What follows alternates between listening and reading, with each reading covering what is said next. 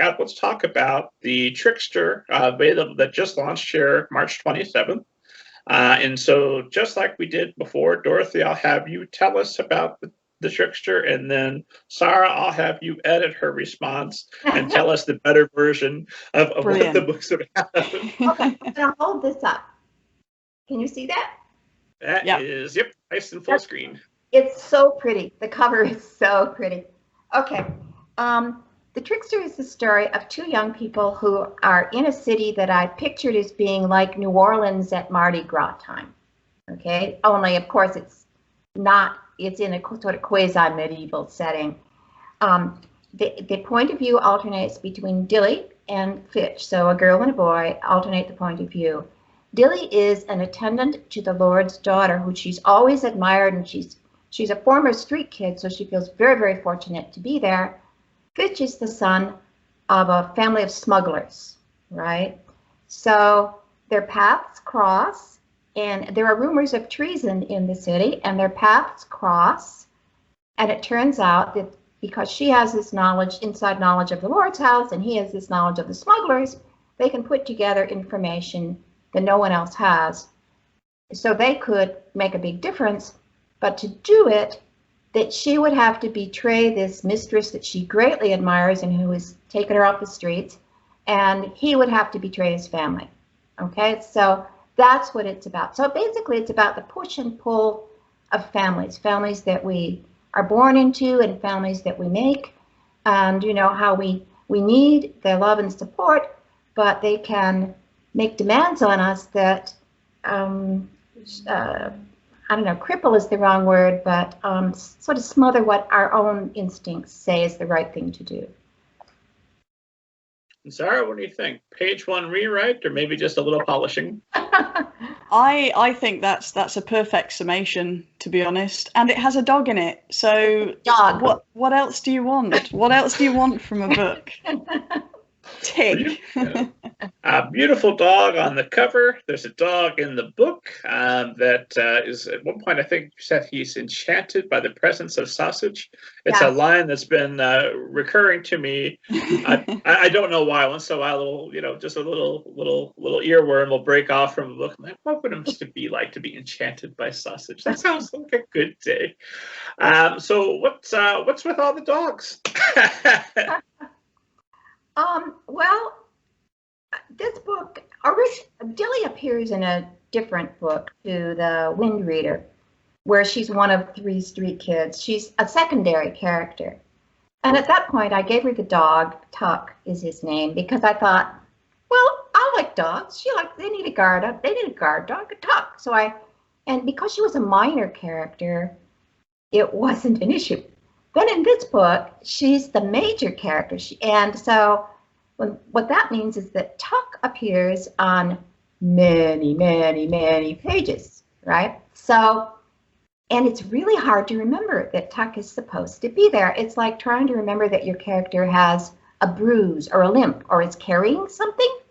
I took to writing at the top of every page, I would write dog, so that I would remember to say, Tuck scratched his ear or something like that. And so eventually I decided it was boring to have to deal with that. And I figured if I was bored, the readers would be bored. So I decided to sort of make more of him. So what I'm going to say now is a little bit of a spoiler, but it's good. That the people in this area have what they call small gods, who are, there's the big god, but there are these small gods that are like everyday little household gods. And one of them is the guardian dog. And for me, that was a cross between a guardian angel and a guard dog, right? And at this time, during this festival here, during this like carnival, the small gods walk among them. And I decided Tuck was a guardian dog, and I didn't say it in the book until the last chapter. I just sort of implied it, and then so then that was fun. Then I had this secret that I knew as I was writing, and it was much more fun to write about Tuck. I recommend giving your characters secrets. Putting secrets in the book that only you know, it makes it so much easier to plow through 300 pages of draft. It was a lot of fun to write Tuck that way. So, which of all of the gods in town is the right one, and why is the god that the listener believes in wrong?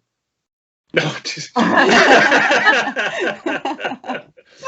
just love this idea of the garden. You gotta be a little careful about you're working with gods, because it's easy to offend people, and I don't mean to do that, but yeah.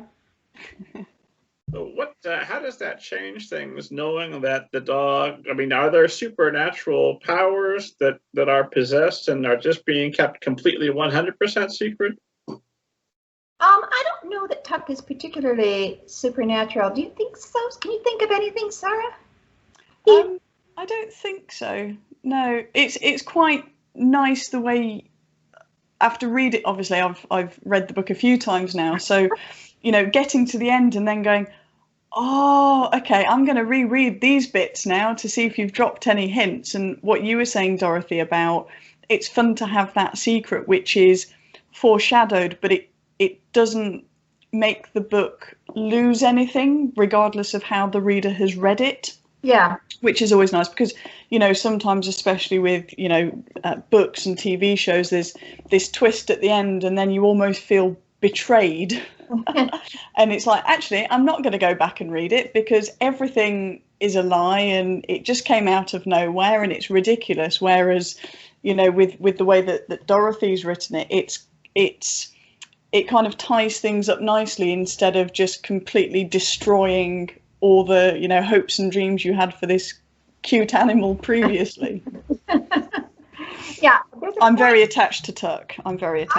Yes, me too. And I wanted to say, dear reader, you can trust me. I am not a monster. I did not kill the dog. That is just what a monster would say. There's no way to trust that. So you can trust me.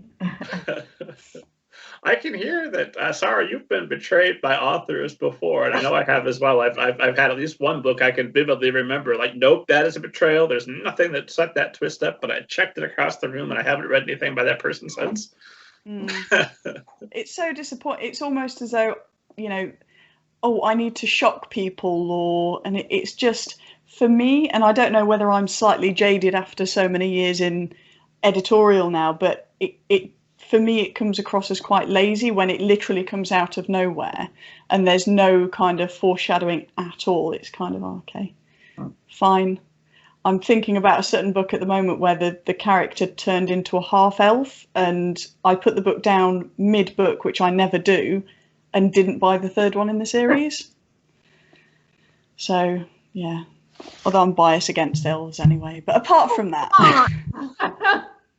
Well, now we definitely need to delve into your prejudice for elves. What